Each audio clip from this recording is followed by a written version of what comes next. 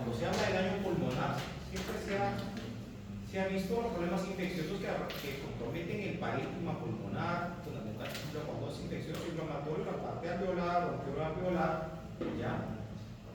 Ahora último hemos estado viendo las enfermedades obstructivas, que hacen es fundamentalmente el bronquiolo, ¿ya? ¿No? Y muy poco, a veces, muy poco se conocía, o muy poco se habla, de que también el pulmón no solamente es vía de conducción, vía de intercambio gaseoso, ¿ya? Sino también lo que da sostén a esto. Y lo que da sostén, ¿no?, a esto se llama intersticio del pulmón, ¿ya? ¿No? Y el intersticio del pulmón también se puede ver afectado por un sinnúmero de enfermedades, ¿ya? Se cree que existen más de 150, algunas todavía de causa no conocida y que la denominan normalmente idiopática. Y aquí secundarias a diferentes procesos, no solamente infecciosos, inclusive tumorales, inclusive tóxicos, por exposición a determinados tóxicos o fármacos, ¿ya? Y todas estas han sido agrupadas denominadas por título de enfermedades pulmonares intersticiales difusas porque mayormente comprometen ambos campos pulmonares y están en más de una zona, ¿no? Entonces, si nosotros retiramos los procesos infecciosos y los procesos neoplásicos, estas enfermedades básicamente son amplias, tienen un curso que puede ser agudo, que puede ser subagudo o puede ser crónico, ¿ya? Sus formas de presentación y sus diagnósticos a veces requieren más que solamente el cuadro clínico, requieren inclusive a veces análisis o colaboración del anatomopatólogo, ¿ya? Porque se requieren aportes histológicos para a veces poder diferenciar, ¿ya? Y cursan fundamentalmente con diferentes grados de inflamación y fundamentalmente fibrosis, ¿no? Algunas pueden generar cambios fibróticos y estos pueden progresar, ¿ya? Y generar alteraciones en el pulmón, ¿no?, en la función del pulmón, ¿ya? ¿No? El pulmón puede ir perdiendo sus características, su función, ¿ya? Y algunas, y si no reciben, no son diagnosticadas a tiempo, no reciben algún tipo de tratamiento, incluido el manejo quirúrgico, lamentablemente el paciente va a fallecer por este tipo de enfermedades, ¿no? Antes cualquier cosa que haga por vía intersticial le llamaba fibrosis pulmonar, pero después vamos a ver que no es así, ¿no? Son las enfermedades pulmonares intersticiales, ¿ya? No vuelvo a repetir, compromiso del intersticio, normalmente inflamatorio, degenerativo, con cambios fibrosantes en algunos casos. A veces es tan difícil que la clasificación requiere no solamente el análisis clínico hecho por el neumólogo, sino también el análisis radiológico, tomográfico, y aún así, entonces tiene que ir de la mano, inclusive como le dije, el patólogo le tiene que discriminar entre tal o tal patrón o tal patología, ¿no? O tal otra enfermedad. Entonces, son un poco más complicadas en su diagnóstico a veces, ¿no? Dijimos que son más de 150 las causas diferentes de enfermedades pulmonares intersticiales difusas. Miren, solamente en el 35% de ellas es posible determinar el agente causal, entonces hay un 65% igual, a veces no es posible. ¿Ya? No es posible. Pueden tener patrones histológicos similares, pero se pueden deber a un sinnúmero de causas. ¿Ya? La más frecuente, o la que han escuchado probablemente más, es la fibrosis pulmonar idiopática, ¿no? Ya se ha escuchado, pero no es la única. Dentro de las más frecuentes está la hemolitis por hipersensibilidad o hemolitis alérgica y las enfermedades intersticiales difusas asociadas a colágenopatías, ¿ya? Dentro de su edad de inicio, cuando comienzan a dar manifestaciones y comienzan a aparecer de estas patologías, se dice que están entre los 45, 50, 55 años de edad, ¿ya? O sea que es muy poco probable que una persona de 20, 30 años posea como una enfermedad pulmonar intersticial, muy poco probable, ¿ya? Uno de los factores de riesgo, no el único, va básicamente está hablando que se asocia a varias formas de enfermedades intersticiales, ¿ya? Pero no es el único. ¿Ya? Acá tenemos este cuadrito que para lo que miren, por ejemplo, es un estudio que es uno de los pocos estudios que se han logrado hacer en Latinoamérica. En Perú ninguno, lamentablemente no tenemos ningún registro de enfermedades intersticiales en nuestro país. ¿Ya? Argentina tiene uno de los más importantes es el que se hizo en Brasil, ¿ya? En el 2020, y miren, para ver más o menos la diversidad y qué tan frecuentes son, ¿no? Dentro de los más frecuentes tenemos a la enfermedad intersticial asociada a colagenopatías, enfermedad de tejido conectivo, y la neumonitis por hipersensibilidad, ¿ya? Dentro de los más frecuentes, inclusive mucho más frecuentes en este estudio brasileño que la fibrosis pulmonar idiopática. ¿Ya? Una cosa también, por ejemplo, que es bueno resaltar, la fibrosis pulmonar idiopática es muy frecuente, más en hombres. Es raro, ¿no? Es raro ver una fibrosis pulmonar idiopática en mujeres. Todavía las causas están por diversidad. ¿Por qué ataca más a los hombres que a las mujeres? Todavía no sabe todo determinado, pero es así. ¿Ya? Muy bien. Dentro de los factores de riesgo aquí tenemos factores medioambientales como tabaquismo, activo pasivo, la exposición a biomasa, que no solamente produce EPOC, también produce compromiso intersticial, la polución ambiental igual, ¿ya? Infecciones pulmonares previas, ¿ya? Infecciones pulmonares previas que de alguna manera generan algún tipo de cascada o activan generadores inflamatorios que lo que generan es degeneración del tejido pulmonar, envejecimiento pulmonar y mala cicatrización, ¿no? Y temprana apoptosis, ¿no? Quimioterapia, exposición ocupacional, ¿no? Acá tenemos fundamentalmente, por ejemplo, ¿no? A los granjeros o a los mineros, ¿no? Alguna vez han escuchado seguro de la silicosis, ¿no? Obviamente quienes aparecen los mineros, y más que todos los mineros que son picapedreros o que están en mina de socavón, ¿no? Y que no usan ningún tipo de protección, algunos fármacos, ¿no?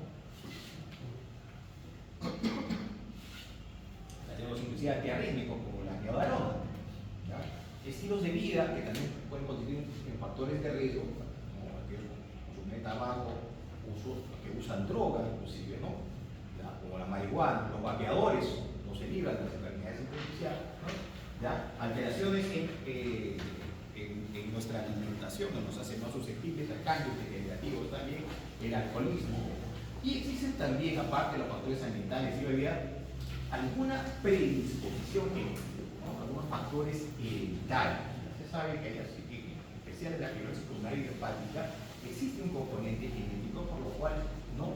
Cuando uno diagnostica a un paciente con fibrosis pulmonar idiopática y comienza a indagar, ¿no? Sus antecedentes, por ahí que de repente surge que ha tenido un tío, ¿no? De repente su abuela o su abuelo que han tenido o que han fallecido por fibrosis. No podría darse ese caso porque existe como una historia familiar, puro. Entonces acá tenemos el intersticio, todas estas zonas que están acá, son, ¿no? El intersticio, ¿ya? Que se divide a su vez en tres compartimentos: el subpleural, con una malla ubicada debajo de la pleura visceral, ¿ya? El subpleural debajo de la pleura visceral, y ahí que envuelve básicamente a todo el pulmón y está separado por los septos interlobulares. El intersticio, el espacio intersticial peribroncovascular que rodea los bronquios y los vasos, el conectivo laxo, ¿ya? Y el intersticio parenquimatoso localizado entre las membranas basales del epitelio alveolar. Rodea.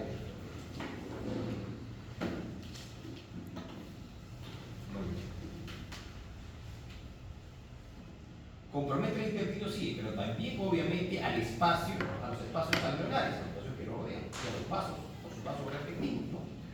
Porque también ahí hay el intersticio. ¿Ya? Entonces, ¿qué se cree que pasa en las enfermedades intersticiales? Hay muchas teorías de una de ellas que dice que aparentemente estos cambios, como la edad, dijimos que mayormente aparece entre los 48, 50, 55 años de edad, ¿no? Hay algunos factores genéticos, en especial en algunas determinadas enfermedades intersticiales y factores extrínsecos que los hemos mencionado, generan generan cambios, generan injuria, ¿no? Y esta injuria sobre el epitelio, ¿no?, es constante. El consumidor de tabaco, estas noxas, ¿ya?, estos factores, ¿no?, ¿ya?, tóxicos, constantemente están dañando, ¿no?, el epitelio, el endotelio también, a través de un estrés oxidativo, a través de la producción de citoquinas profibróticas, pero no solamente eso, ¿no?, también se comienzan a generar quimoquinas, interleuquinas, ¿ya?, ¿no? Este daño repetido en el microambiente alveolar va a llevar a cambios en el epitelio, ¿no?, cambios en la generación del epitelio, ¿no? Comienzan a aparecer también estados profibróticos, ¿no?, un desbalance también, ¿ya?, en las metaloproteasas, ¿no?, que también va a favorecer la fibrosis, ¿no?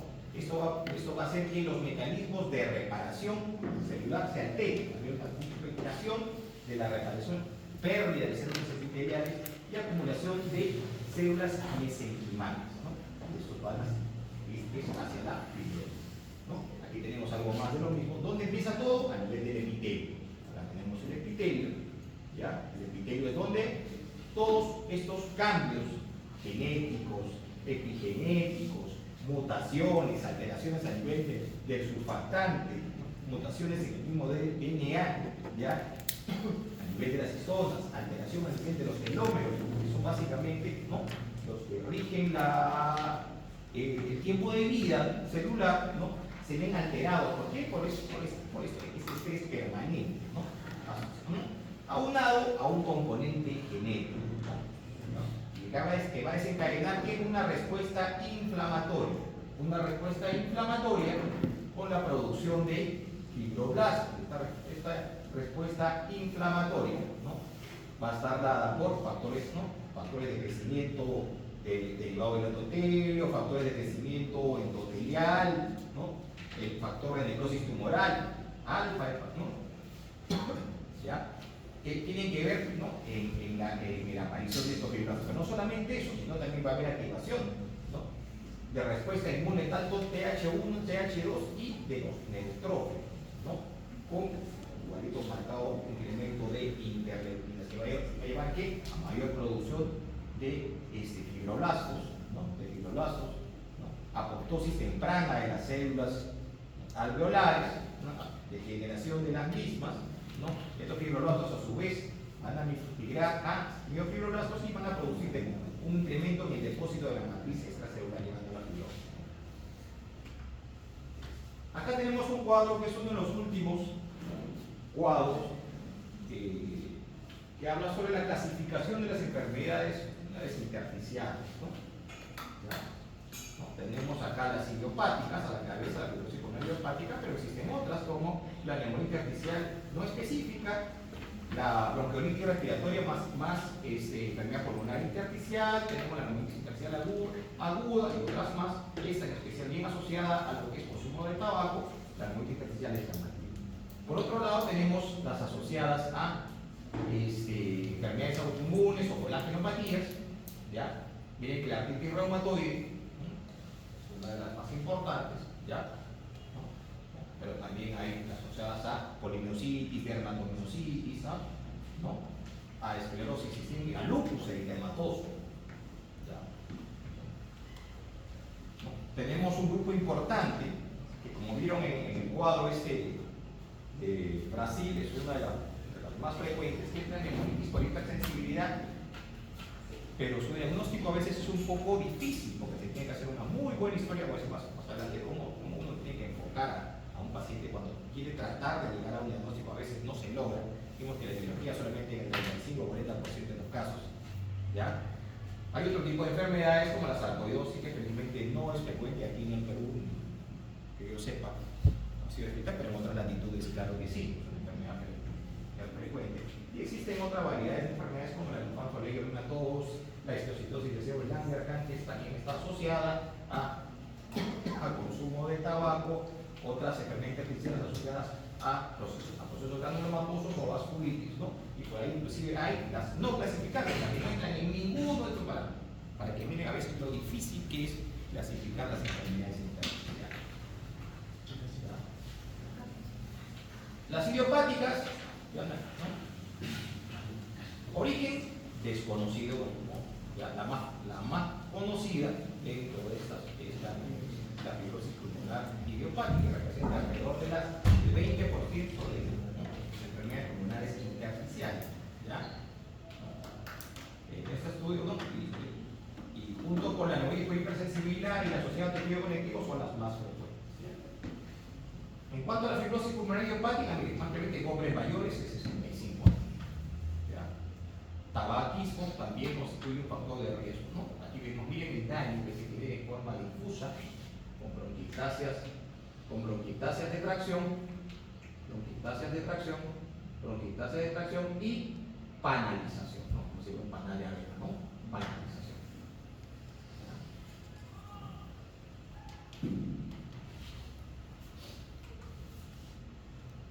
Hay las de causa conocida, acá tenemos, ¿no?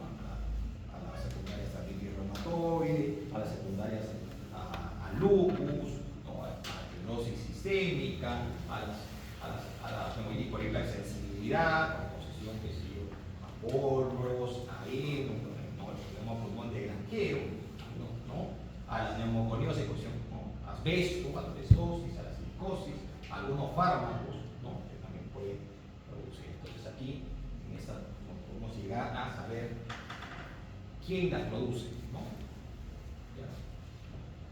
A las relacionadas con exposición, las crónicas, la neumoconiosis aquí, ¿no? ¿Ya? Es la más conocida. Está la enfermedad pulmonar intersticial posinfecciosa. Aquí en este saco de la enfermedad pulmonar intersticial posinfecciosa estaría el pulmón secuelar tuberculoso, ¿no? Ya, que te da un componente intersticial, te da también un componente bronquial, pero te da un componente intersticial. Las enfermedades intersticiales posinfecciosas caería también en este saco, ¿no? Pulmón de secuela tuberculoso, ¿no? Y como le dije, exposiciones en forma sostenida a polvo de sílice, amianto, ¿no? Ejemplos específicos de algunos animales, ¿no? Que pueden generar una neumonitis hipersensible. ¿Ya? Ahora, existen también fármacos quimioterápicos que pueden generar cambios intersticiales en el pulmón. ¿Ya? Entonces, no está exento del mundo del pulmón. Lamentablemente es un blanco fácil para daño generado por un sinnúmero de sustancias. Y están por otro lado las enfermedades pulmonares intersticiales con componente quístico, destrucción del espacio aéreo. ¿Verdad? Aquí tenemos la osteocitosis, la linfanteoleiomyomatosis, que esta sí que es más frecuente en mujeres, ¿ya? La proteinosis alveolar, ¿no? ¿Ya? Entonces tenemos la variedad de enfermedades intersticiales. Acá tenemos un cuadrito, por ejemplo, miren que esa es un cuadro que marca el daño que puede generar la artritis reumatoide. A veces uno piensa que la artritis reumatoide solamente se limita a la deformación de las articulaciones, al dolor que genera y a la limitación funcional. Y se olvida que, como toda enfermedad sistémica e inflamatoria, puede ir más allá de solamente las articulaciones, ¿no? Y uno de los órganos preferidos de compromiso por AR es el pulmón. A veces, inclusive, el compromiso pulmonar antecede al compromiso articular. ¿Ya? ¿No? Y puede generar diferentes tipos de manifestaciones. Una de ellas, el compromiso intersticial con bronquitis de tracción, y patrones bien parecidos a una fibrosis pulmonar idiopática. Miren, dentro de los fármacos que les decía, amiodarona, ¿ya? Que es un antiarrítmico que está de moda porque todo el mundo, los cardiólogos, para cualquier tipo de arritmia, amiodarona, ¿no? Existen 3 clases de antiarrítmicos, ya lo han hecho con mucha cardiología, pero prefiero utilizar el que le da todo, ¿no? El que da todo, el cura todo, ¿no? Y le da amiodarona, y a veces el paciente se sobredosifica cuando hace un control adecuado, no demasiada dosis, y puede pasar esto.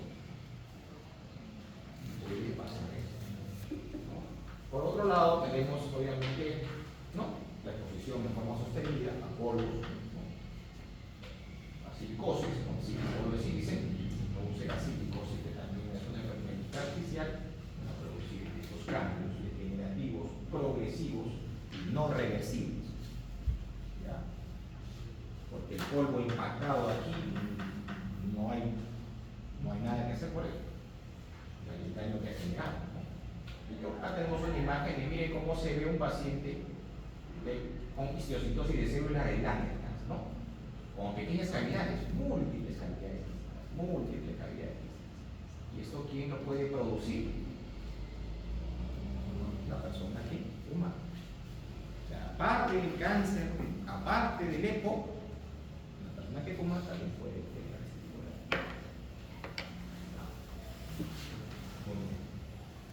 Acá está, tengo un cuadrito que muestra básicamente las exposiciones más frecuentemente relacionadas con esta patología intersticial, que es una de las más frecuentes, que se llama neumonitis por hipersensibilidad, ¿no?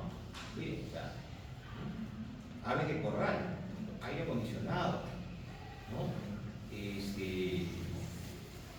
Laboral, heno, granos, paja, criadero de hongo, de champiñones, aquellos que trabajan con madera, forma sostenida y sin protección, ¿no? Criadero de animales, caballos y vacas, ¿no? Para que miren que todo, ¿no? Ya, la exposición sostenida, si genera cambios en la función con una sintomatología respiratoria, debería ser rápidamente informada a mi médico, ¿no? Porque no vaya a ser que ya esté generando cambios a nivel pulmonar, ¿no? Y si es detenido a tiempo, esto puede ser manejado y puede ser reversible, ¿ya? Pero si esto progresa, ¿no? Ya no hay forma de revertir el daño establecido, ¿ya? Entonces, ¿no? ¿Ya? Dentro de las enfermedades asociadas al tejido conectivo, ¿ya? ¿no? Representan el 15-30% de los casos, ¿no? Y pueden inclusive tener una enfermedad de tejido conectivo oculta, o sea, ¿no? Siempre hay que buscar dentro de las causas de un compromiso intersticial la posibilidad de que pueda tener una enfermedad de tejido conectivo, ¿no? Dentro de las más frecuentes, ¿ya? Están la esclerosis sistémica, la artritis reumatoide y las miopatías inflamatorias, ¿no? Cuando sospechar si tiene un paciente un componente intersticial y por ahí pues tiene poliartralgia, rigidez matutina, policerositis, por ahí tendría que buscar la posibilidad de que se tenga artritis reumatoide, ¿no? Pero si con el encuentro también aparte con compromiso pulmonar, la tola, dificultad respiratoria, ¿no? Raynaud, ¿no? Presencia de telangiectasias, ¿no? Historia de reflujo, úlceras digitales, tendría que pensar en la posibilidad de esclerosis. Entonces, ¿no? El enfoque de un paciente con intersticial tiene que ser completo, no solamente inicial, sino buscar que pueda tener tanto en exposición laboral, sino signos en el examen general que puedan orientar a sospechar de alguna enfermedad de tejido conectivo.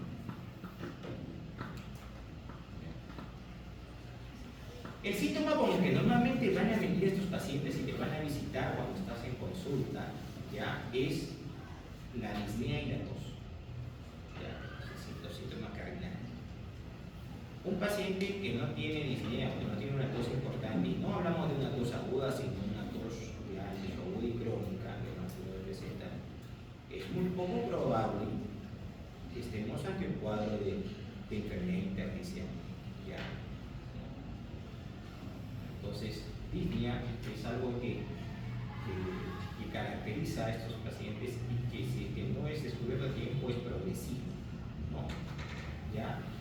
Inclusive puede haber una radiografía aparentemente normal. Ojo, muchas personas dicen, doctor, tengo con mi radiografía, me han dicho que tengo fibrosis, ¿no?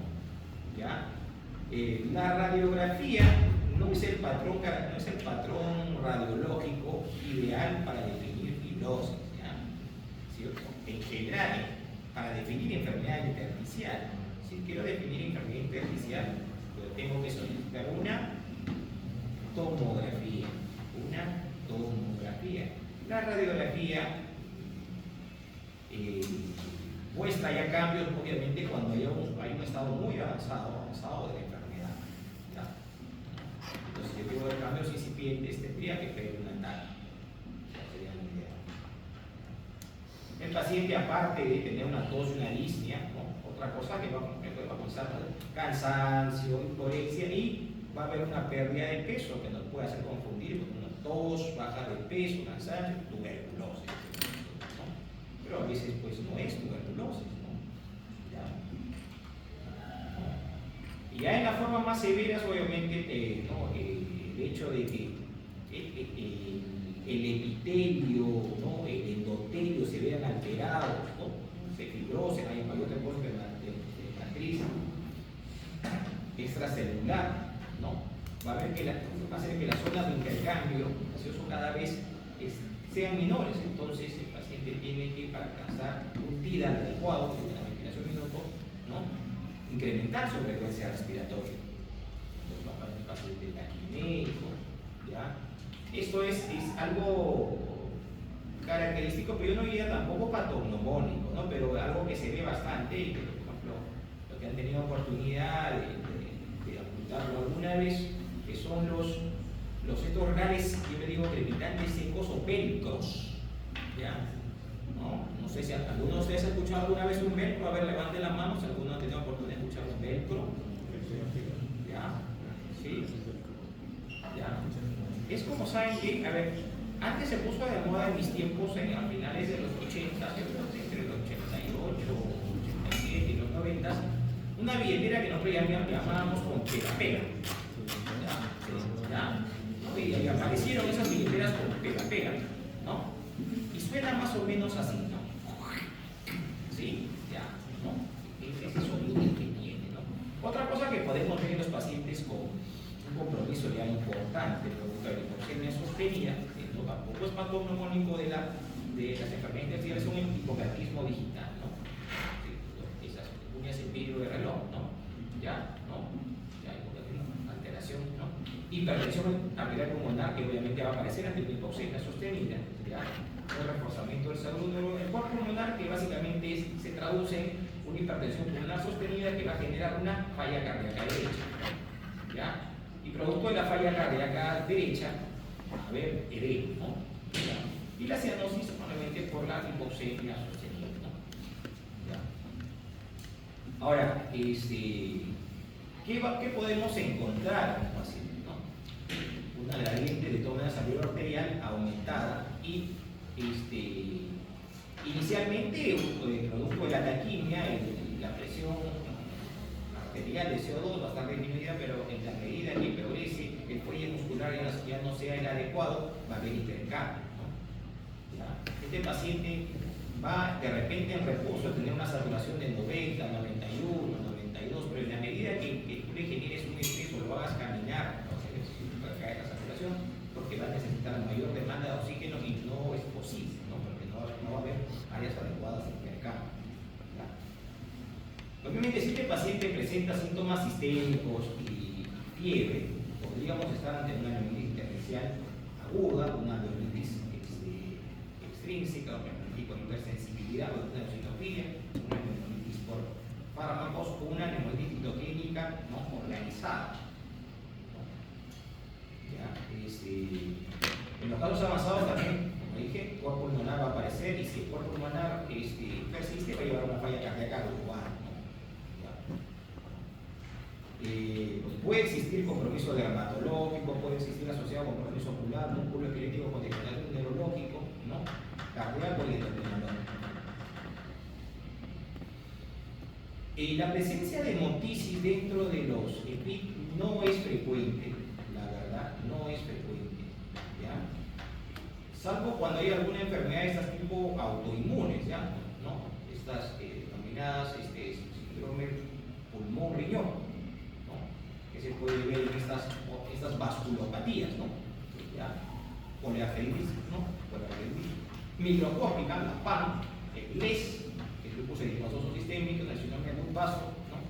Y en bronquiectasias que se complican o se infectan, por ejemplo, en una fibrosis pulmonar idiopática que tiene bronquiectasia de tracción, y estas pueden ser colonizadas por algún patógeno, produce una inflamación y producto de esta inflamación, a ver, lesión en los neovasos que se producen siempre en las bronquiectasias y esta produce sangrado, ¿no?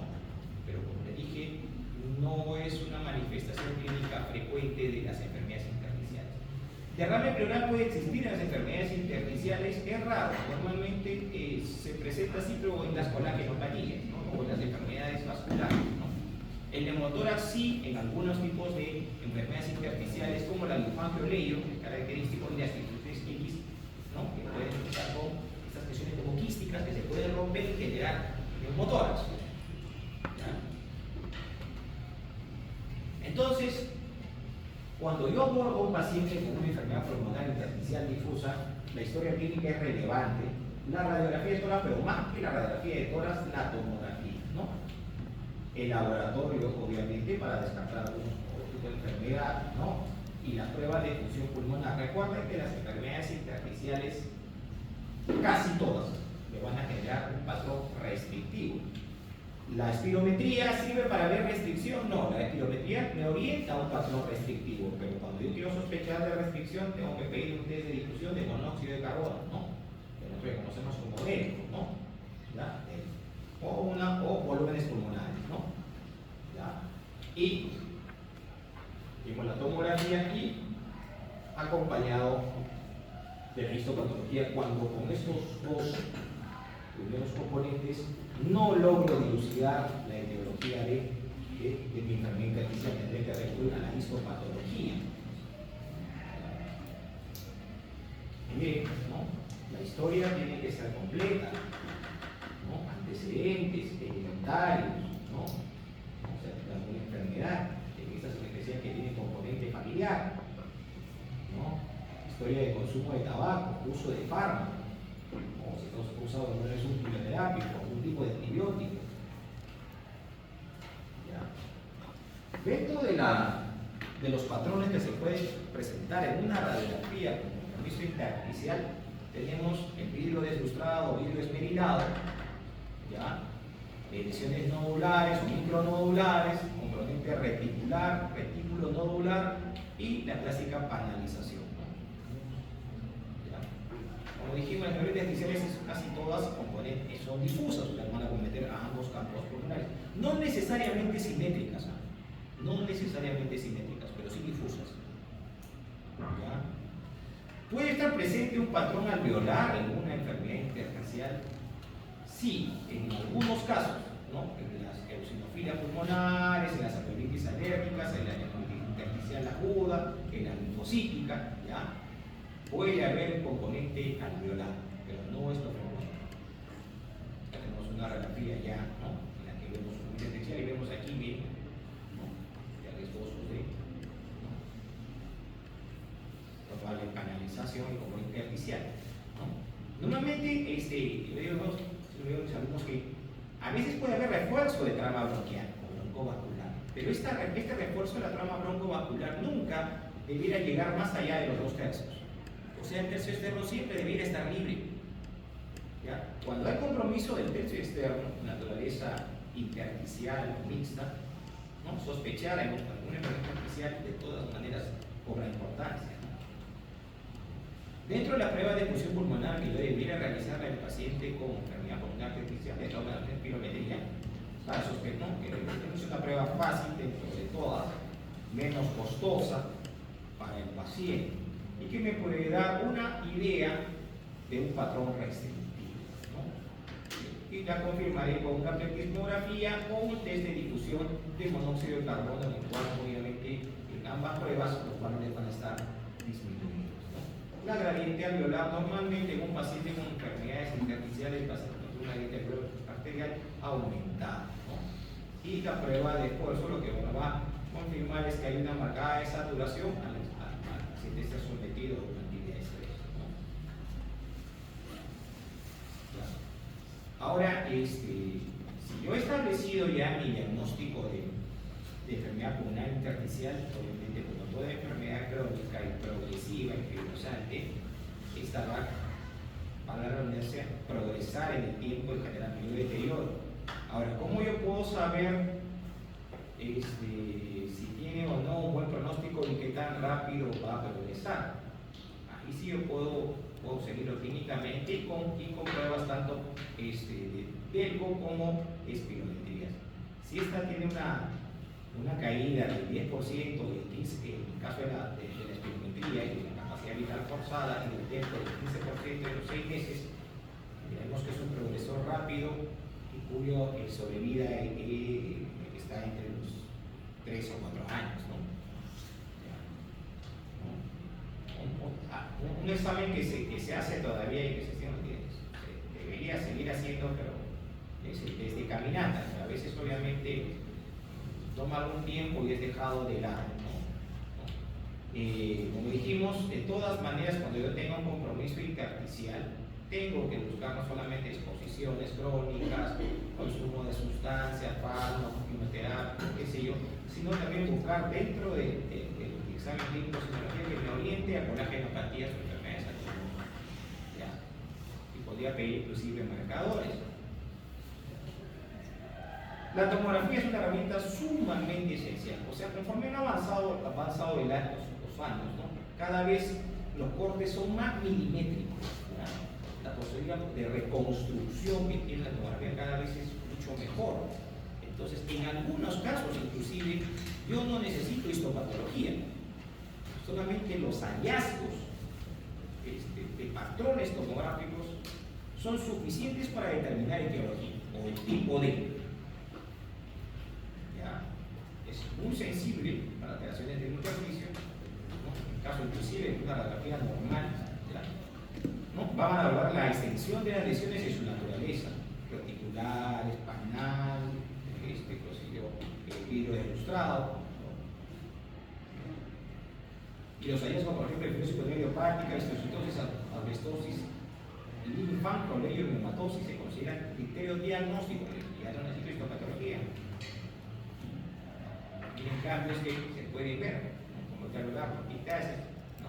Lesiones nodulares, ¿no? Vidrio delustrado, imagínense el vidrio delustrado, panalización, es el patrón que nosotros llamamos como de neumonía intersticial usual, que difiere de este patrón en el cual no vemos panalización y que lo llamamos NINE, neumonía intersticial no específica, ¿no? Ambos son patrones de enfermedad intersticial difusa. Esta de peor pronóstico que es.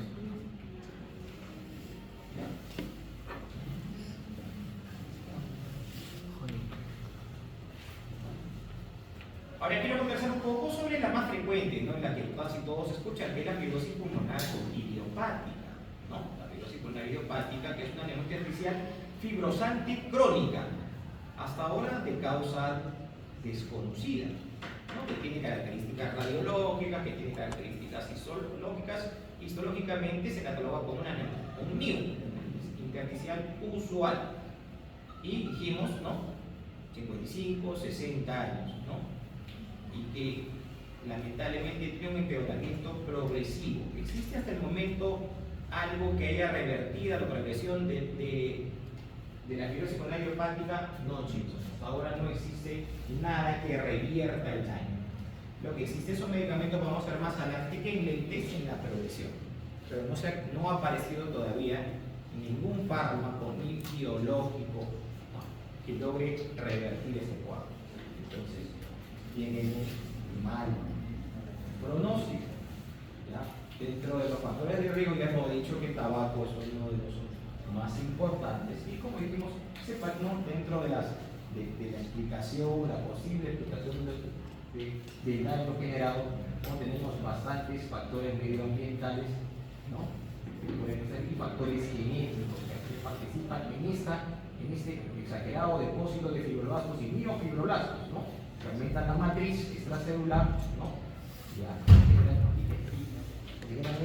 cambios, cambios en la estructura de los alveolos y del endotelio, ¿no?, que no pueden ser reparados porque hay una alteración también en la reparación, hay una alteración en la apoptosis, ¿no? Acá tenemos cuadro de fibrosis hepática hay un componente familiar importante. ¿No? Por ejemplo, ¿cuándo sospechar de fibrosis pulmonar idiopática? ¿No? Obviamente, como le dije, está más, mayor posibilidad, sexo masculino, sexo femenino, poco probable. Edad, que dice que a partir de los 50 a 55, menos de 50, poco probable. ¿Ya? Si has fumado, tienes un factor de riesgo. ¿Ya? Si encima yo te escucho y te encuentro velcros, hay una posibilidad. Si hay clave presente, la mayor posibilidad. ¿Ya? Entonces tú vas sumando criterios, ¿no? Si hay historia familiar, ¿ya? Si no hay un diagnóstico diferencial, te puede explicar los cambios que tú estás presentando, ¿ya? Si la función pulmonar, obviamente la fisiología es restrictiva, ¿ya? Tiene un inicio crónico, entonces tú podrías sospechar con esta radiografía que estás frente a una fibrosis pulmonar idiopática. Entonces, ¿qué es lo que yo tengo que hacer una vez hecho el diagnóstico? ¿No? Establecer un tratamiento, ¿ya? En el mercado solamente tenemos dos productos, Nitianil, que actúa sobre la nicotinquinasa, y la pifenidona, que es un antifibriótico y antiinflamatorio. Solamente existen esos dos productos, no hay nada más que haya demostrado en estudios serios enlentecer la progresión de daño. No existe nada más. Corticoides no sirven, inmunosupresores no sirven. ¿Ya? ¿Qué es lo que voy a tener que manejar? Básicamente síntomas. Mediante rehabilitación pulmonar para mejorar, ¿no? Mejorar la actividad de la persona, la tolerancia a la disnea. Esto es algo que es consulta permanente y es a veces un poco difícil manejar la tos persistente generada por esas patologías. ¿Ya? Suprimirla es casi imposible, disminuirla, su frecuencia podría ser, no, ¿ya? Pero sí es un gran problema. ¿Ya? El oxígeno suplementario, que de todas maneras va a tener que requerir el paciente tarde o temprano, más temprano si es un progresor, ¿no? Cuidados paliativos. Obviamente, si yo tengo un paciente con fibrosis y encima sigue fumando, se está generando mayor daño, ¿no? Entonces voy a tener que mitigar algunos factores de riesgo que empeoran su enfermedad de fondo, ¿no? Y favorecer inclusive tratarle otras cosas que en cambio pueden ayudar de esta forma a evitar que se genere más daño. Por ejemplo, como las vacunas, que lo que van a ayudar es hasta disminuir el hecho de que la persona tenga una infección viral que conlleve riesgo a daño pulmonar. Cuando yo me vacuno, no es que yo evite que me dé la enfermedad, sino que lo que evito es que me dé la forma severa. ¿Ya? Para eso me vacuno contra sarcoidosis, para eso me vacuno contra influenza, para eso me vacuno contra neumococo, para evitar las formas severas, ¿no? Otra cosa que también es importante es averiguar si el paciente sufre de reflujo gastroesofágico, porque ya se ha visto que el reflujo esofágico genera microaspiración y genera daño inicialmente inflamatorio, pero que posteriormente se genera cambios irreversibles, ¿no? Y puede producir inclusive la fibrosis. ¿Ya? ¿Qué otras cosas? Nutrirlo adecuadamente el paciente, ¿no? Para que tenga un fuelle muscular necesario y no comience a cruzar con intercambios, ¿no? ¿Ya? ¿No? Si tiene hipertensión pulmonar, pues tendré que manejar la clínica de hipertensión pulmonar, ¿no? Si tiene disturbio de sueño, como la apnea de sueño, pues tendré que manejar ese problema de repente utilizando el CPAP, ¿no? Que va a dar presión positiva y permitir eso que puede empeorar su cuadro de fibrosis pulmonar idiopática, ¿no? Hicimos tratamiento solamente eso, y ahora obviamente el tratamiento definitivo es esto, ¿no? Evaluar si el paciente es o no candidato a trasplante pulmonar, ¿no? Normalmente el paciente candidato es aquel menor de 65 años de edad, ya con un BEF1 por lo menos todavía mayor del 60%, con una capacidad vital forzada por lo menos mayor del 60%, ¿ya? Y que no tiene hipertensión pulmonar y mucho menos pulmonar. Es el candidato ideal. Porque si ya tiene cor pulmonar, significa que trasplantando el pulmón no voy a solucionar el problema y tendría que hacer el trasplante con solo pulmón. ¿Ya? Los mayores de 65 años la respuesta no es de las mejores, ¿no? Y si tiene una capacidad vital forzada menor del 60%, la respuesta también no es la mejor sobre todo el trasplante. Entonces, ya, hasta para el trasplante pulmonar también hay determinadas inclinaciones. ¿Se hace trasplante pulmonar en el Perú? Estamos en super pañales, ¿no? Creo que se han hecho unas 4 o 5 por ahí, ¿no? En el hospital Guillermo Almenara, ¿no? Hace algunos años. Y no sé si seguirán haciendo, pero muy poco. Si nos comparamos con Brasil, si nos comparamos con Argentina, ¿no? Siguen muy lejos. Ya si nos comparamos con Estados Unidos, ya fue perder, ¿no? Ya, entonces, es muy poco lo que en Perú todavía se está haciendo. Con decir que ni siquiera tenemos clasificación, o sea, ni siquiera prevalencia, nada. Estamos todavía recién con los pañales en este tipo de enfermedades, ¿no? ¿Ya? Una cosa que antes se abogaba bastante era hacer una broncoscopia a este paciente y se decía que los hallazgos celulares podían orientar a patologías. Sí sirven de cierta forma, más que todo para patologías inflamatorias agudas o de otra índole, pero como le dije ya, ahora es la histopatología y fundamentalmente los patrones tomográficos los que van a marcar la pauta en cuanto al diagnóstico. ¿Ya? Y la forma de obtener una buena muestra, la gran mayoría son biopsias transbronquiales, porcentaje importante también toracoscopía y menor porcentaje una toracotomía, que es algo más cruento, ¿no? Que a veces es necesario porque la tomografía, con todo lo que desarrolla, a veces también no nos alcanza a determinar determinados patrones, ¿no? De daño en intervención. Ahora, como dije, hay terapia no farmacológica, que esto va a ser sumamente importante. Rehabilitación pulmonar, ya, mejorar capacidad de ejercicio, que el paciente sea autónomo y mejor su calidad de vida, fundamentalmente. Porque ver a un paciente con fibrosis pulmonar solamente sentado en una silla de ruedas y con un tanque de oxígeno al lado es algo deprimente, ¿no? ¿Ya? Eso es algo que va a pasar, ¿no? ¿Ya? Prevenir infecciones obviamente es fundamental porque cada infección empeora la reserva pulmonar que tiene un paciente y la oxigenoterapia es algo que se va a dar sí o sí en el transcurso de una enfermedad pulmonar intersticial difusa progresiva, ¿no? ¿Ya? Y aquí tenemos corticoides. Podría servir como inmunosupresores, sí, pero en aquellas como la miolitis extrínseca, neumonitis por hipersensibilidad sin componente fibrosante, ¿no? Algunas enfermedades asociadas a tejido conectivo. En este tipo de enfermedades intersticiales, claro que sí tiene cabida la terapia inmunomoduladora y antiinflamatoria. Pero si hay un patrón fibrosante, esto no tiene ningún acidez. ¿Ya? No tiene ningún acidez. Si hay componente fibrosante, ¿ya?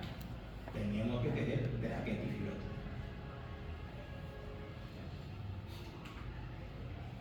Y aquí, como le dije, solamente en el mundo existen 2 fármacos.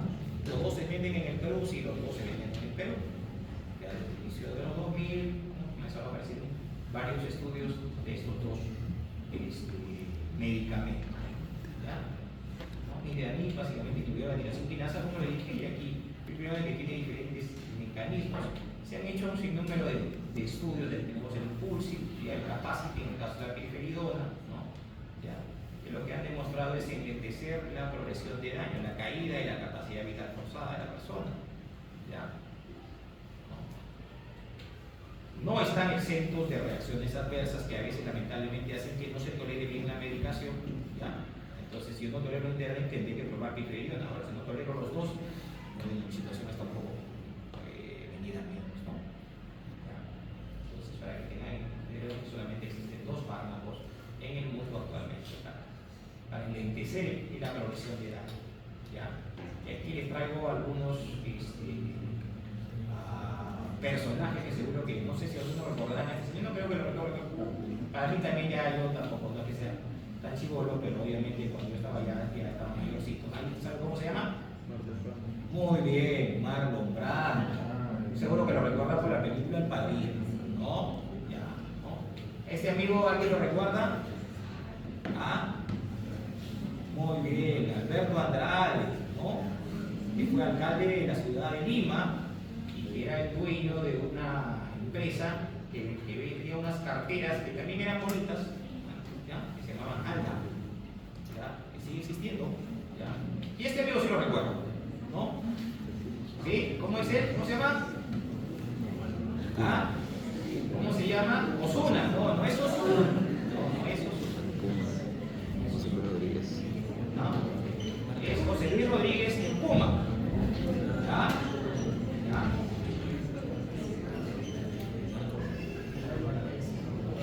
Si te has despertado con más salud que enfermedad, tienes más suerte que el millón de personas que no va a sobrevivir esta semana. Así que siempre, cada vez que te despiertas, aprovecha todo el día, todo tu día al máximo. ¿Ya? Al máximo. Muy bien, chicos, estas son unas pautas sobre las ciencias artificiales. Ya de todas maneras,